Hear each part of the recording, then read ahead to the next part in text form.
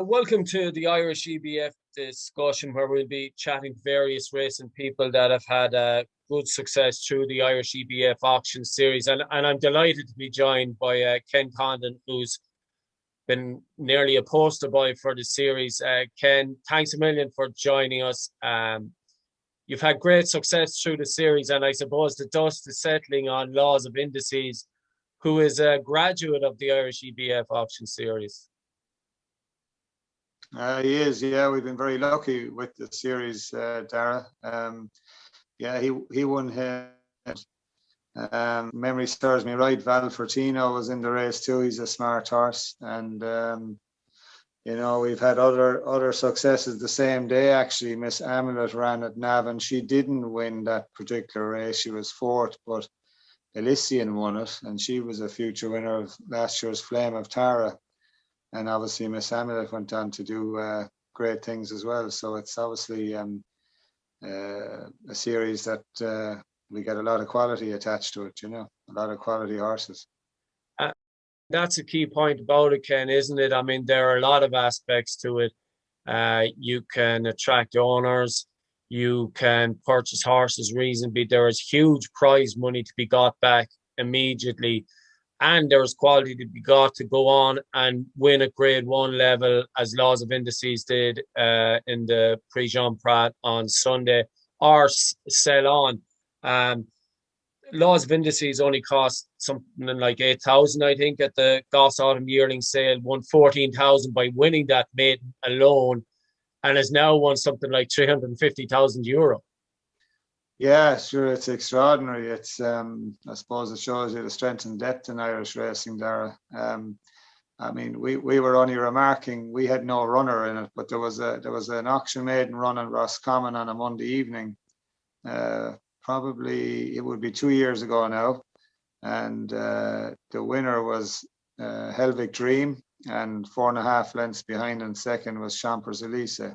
So there, if you wanted any further proof of what we're talking about, there's 2 Group 1 winners, and fellas will be going to Roscommon thinking on a Monday, geez, I might have a little chance here with a cheap horse or whatever. So I think it's that's why I keep coming back to the quality, as well as it's a great opportunity for horses. Obviously, it's weighted to suit depending what they cost the public auction, and they're races that myself and others target and try and make use of that benefit. Certainly, Laws of Indices benefit his career, where he was just starting out, and if you remember the race, he only won by a head, Daragh, but he was getting those favourable weight allowances. But it just came at the right time for him, and he went. Obviously, he's gone on to better things since then. But I think it's sure it's a credit to the EBF and the people involved, and I think it's the proof is in the eating. I mean, not only is it a showcase and it allows relatively cheaply bought horses to get a chance to win some very good prize money, but as we see, the quality is obviously top class as well. Group 1 winners are there to be found winning these races, so it's great all around. When it came on stream, Ken, in 2015, I mean, it's clear looking at your stats there. I think 33 of your 55 runners have been in the prize money from the Irish EBF auction series alone. You've, I think, farmed about 175,000, which is phenomenal money for a series like this. Did you target it straight away? I'm not doing a great job, and I'm ruling those stats this year, unfortunately. Daragh, the 2-year-olds were running, but I wouldn't say. I suppose the majority of the horses we get are public auction horses, invariably not expensive. So they do qualify for these races, and I guess when you've been through the public auction ring and you do qualify, it's certainly worth targeting. And as you mentioned earlier, 25,000. A lot of these races are worth in total prize money, and I mean it's really excellent. And with bonuses added on, it can be very lucrative. And sure, it's great to I didn't realize we were doing that. That sounds good. And sure, Harmony Rose this year now is she's obviously benefited as well. And no, it's a great series. I mean, you mentioned Harmony Rose, Ken. Again, she cost, I think, 5,500. Got over 14,000 for winning that maiden in Cork in May. And she's owned by a syndicate as well, which is probably nice because, you know, you can go back to a syndicate and say, listen, we can get something relatively cheaply. You have this series that is available to you to potentially make some money and or, you know, make more in the sell-on market. I mean, they must be delighted, the Harmony Rose syndicate. Oh, absolutely. Yeah. As you say, it ticks both boxes. I mean, already, I think the guys involved in her are maybe going to target another yearling, you know, which is good for vendors and sales companies and the knock-on effect that will have. So, yeah, a rising tide lifts all boats, Daragh. So, when you see, as you mentioned, the likes of Laws of Indices, from our personal point of view, flying the flag for the series and running in it and coming up through the ranks, sure, it can only be an encouragement to people to get involved, and it's a great series to get involved in. And as you say, with Harmony Rose, she might run next Friday at Down Royal, and she's a filly that was very precocious, and that Tipperary race she ran in has worked out very well with Quick Susie, obviously winning at Royal Ascot. So the guys involved with her are certainly looking forward to maybe trying to get another filly in the yearling sales come around. So sure, that's a benefit to everyone. And it just sounds like, Kenny, hopeful Harmony Rose has more in the tank. I'll be honest, I thought that she might sort of level out in May time or June, but she seems to love her racing, and I mean, to get her listed place that last time out was great satisfaction involved, and the guys got a great kick out of that. She's not very big, Daragh. She's neat, but she's strong, and she wants to run and enjoys it. So there's a conditions race at Down Royal next week that entries aren't out yet, but maybe might suit her well. But no, she's been very good and loves her racing. And listen, we've mentioned Laws of Indices a few times. We should ask, number one, what's the mood like around Osborne Lodge now? Because that's obviously a huge success. You're not averse to it. He's back and settled in and all as well. Yeah, he came back yesterday about 12:15, and he came back on the long boat, just with Brexit and all that, and the red tape and bureaucracy that goes with it.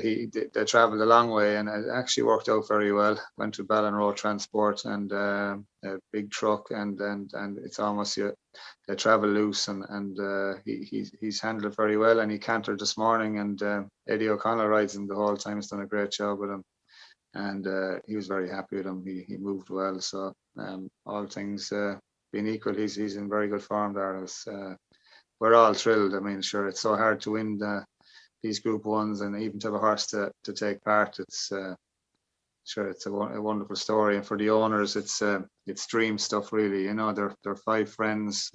You spend €8,000, and you win a railway stakes. You run a Royal Ascot, and then you win a Group 1 in France. It's you know, as you say, maybe to use your expression, he's a poster boy for certainly the sales company. I mean, he came out of Goffs in the autumn sale. A lot of nice horses have come from there, and I think he was up relatively early in the morning. But he's a nicely bred horse. Nicky Hartree bred him, and he's a lovely physical there. So it just shows you, a Group 1 horse can come for relatively small money, so they don't know what they cost. So great story all around. Just give us an idea, Ken, or is it too early? What's next in line for Laws of Indices? Well, the Morris de Geest is on the 8th of August, and maybe initially I thought it was a short enough time, but it's actually 4 weeks between both races. Obviously he only got back yesterday, Tuesday, but we'll see how he is in the next 10 days, and I think that's where he could go next. And he longer term, I'd say the Prix de la Forêt and Arc Weekend is probably the main target. 7 furlongs, and I think that's his optimum trip. And I'd say we'll work back from there. But if he does go to the Morris de Geest, I could see him maybe just waiting, then having a little break and waiting for Arc, that race in Arc Day, and you'd have all the credentials you'd kind of need really to run in a Breeders' Cup Mile as well. So I think that could be also a possibility. But I'm sure the Forêt is really the prime target now. But look, it's funny.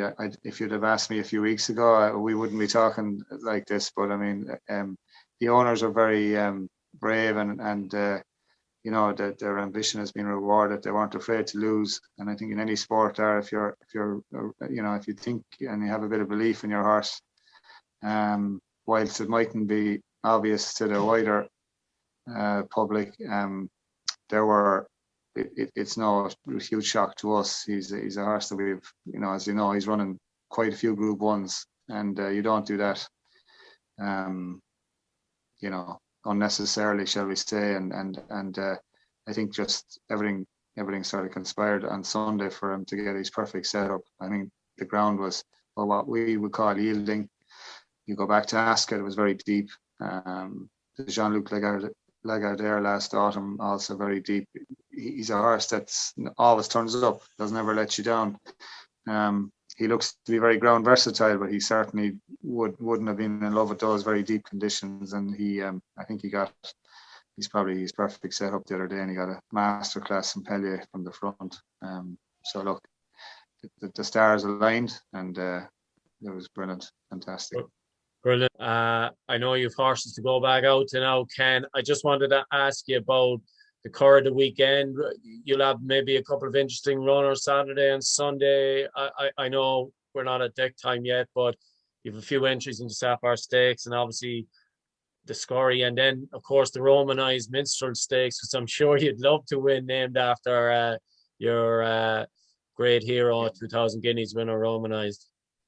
Yeah, for sure. It's Hawks weekend is brilliant. All those big meetings at the Curragh are fantastic. It's just always nice to go there with a runner or two, and certainly with a chance. It's brilliant. I think Ice Cold and Alex will take his chance in the Scurries. He's a horse that it's been a long time between drinks for him. He didn't win since 2018 until he won at the Curragh Derby weekend. That was tremendous, and he's a real favourite in the yard. He's been there so long now. He's 7, and but he's in good form, and he backed that up with a very good run at Fairyhouse. And he goes for the Scurry. It might be just a fraction short of his optimum, and I think it's very hard to know. But the draw is such a crucial factor on the Curragh on any given day. It's you're very much at the mercy of that. So we just have to wait and see how that pans out for him. But he's in great form, and he'll run there. And as you say, in the Sapphire Stakes, we have Therese Mendoza, who ran at Deauville on Sunday, but just didn't happen for her, and she's come back in good form. I'm not sure whether she'll run or not, but as you mentioned earlier, Romanized Minstrel Stakes, that'll be something we love to have a runner, and I think Thunder Beauty is a good chance that she will go there. It was great of his owner to Evan Arkwright. So obviously made the approach, and it was well received by Mr. Ung on the other side. He was he's a horse that he was very fond of. It goes without saying there. Yeah, he was very fond of the horse. Still is. He's supporting him at stud. He's covered 127 mares this year. So that part of his career is going very well. I think everyone's been delighted with him in Bouteau and Normandy.